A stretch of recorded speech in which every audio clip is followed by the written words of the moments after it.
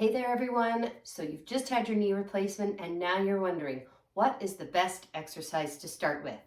Let's go through two variations of the same muscle strengthening exercise that you can start with. We're going to start by strengthening the quads. Now, why do you want to strengthen your quads muscle? Well, it is the gatekeeper at the knee. It is the muscle that straightens the knee and helps you with activities like standing up, doing stairs, walking, and also sitting back down again. So focusing on quads is your first muscle that will help regain the stability, the balance, and the function of your knee.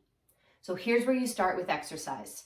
You're going to place your leg on your bed, the floor, or on a firm surface like this table here, and place a small roll under the back of the knee. The reason you want this roll behind the knee is that it gives you something to press down on so you can lift your heel up. You're going to activate the muscle at the top of your thigh. That's your quadriceps muscle. And initially after surgery, this may feel really hard to do. You might be squeezing as hard as you can and your heel isn't lifting up off the bed. Don't panic. If you can't do this for the first week or so after your knee replacement, that is completely normal.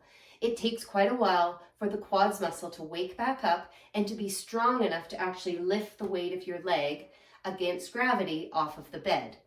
So if you go to squeeze the muscle and you're squeezing hard but you're not quite getting any lift of your heel, find something to help lift it and assist with the exercise. So for me, I've just got a cane here. You can use a leg lifter, a blanket, a towel, anything that supports underneath your foot and can help you to activate the muscle, but also to move it into the position you want. Now I'm just going to turn the cane so you can see my leg a little bit better. So when I'm doing this squeeze, I'm gently helping lift with my hand, with the cane, but I'm also making sure that the muscle is firing. So even if it's firing and it's, not able to do the whole movement, working the muscle into its straightened position in a straight knee will actually help to strengthen and wake up the muscle in all different ranges of its movement.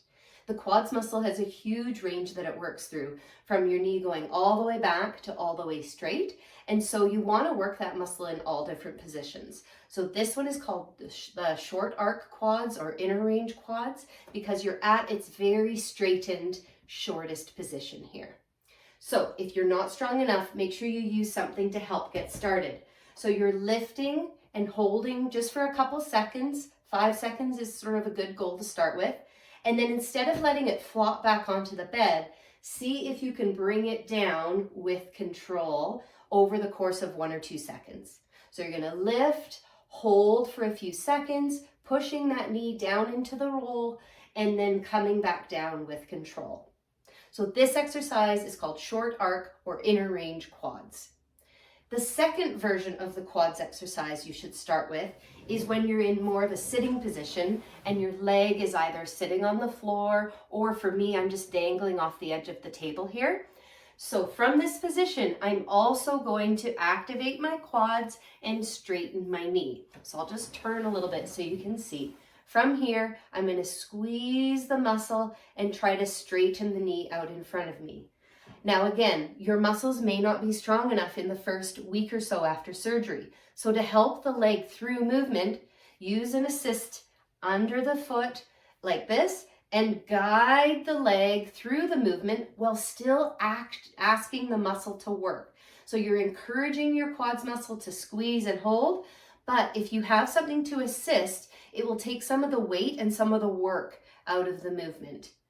Now this exercise should be done slowly and with control so that when you lift, you have the ability to lower back with control and not letting the leg drop.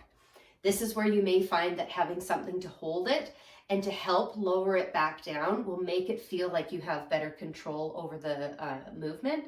But make sure you're asking this muscle on the top of your thigh to do as much work as possible. Now, how do you know how many reps you should be doing? Well, you often get the blanket statement of do 10 of these for 3 sets. And I like that general concept of doing 3 sets of 10, But here's a good way to know if you've maxed out what the muscle can do. When you get to that 8th, 9th, and 10th rep, it should feel like the muscle is having a hard time doing it. So if you get to number 8 and your muscle is shaking and it's like, oh my gosh, I can't do it anymore, you know you're on track for strengthening. You want to fatigue the muscle without causing it to fail completely. So if you can't lift and do that 8th or 9th rep, then you know you're tired and you're ready to take a rest.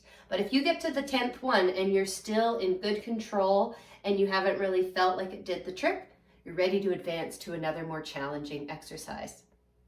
I hope this gave you some great places to start with right after your knee replacement. Make sure you subscribe to the Knee Replacement Coach channel so that when I put up new videos, you're notified of all the wonderful things I'm talking about knee replacements. Because my name is Lindsay and I'm a physiotherapist. I've been working with people for over a decade on knee replacement recovery, and I'm here to guide you along your journey to knee replacement recovery. Have a wonderful knee pain-free day. Bye for now.